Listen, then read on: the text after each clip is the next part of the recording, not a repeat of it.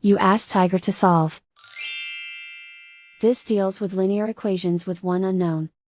The final result is w equals -5. Let's solve it step by step.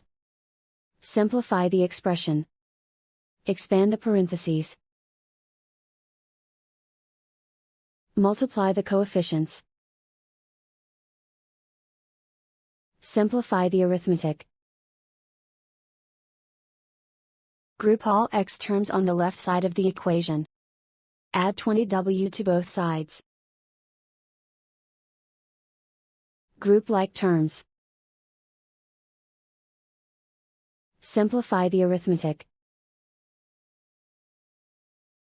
Group like terms. Simplify the arithmetic.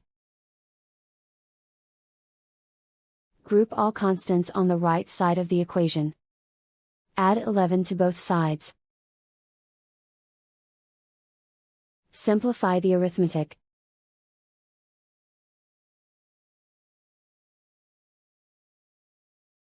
Isolate the x. Divide both sides by -2. Cancel out the negatives. Simplify the fraction.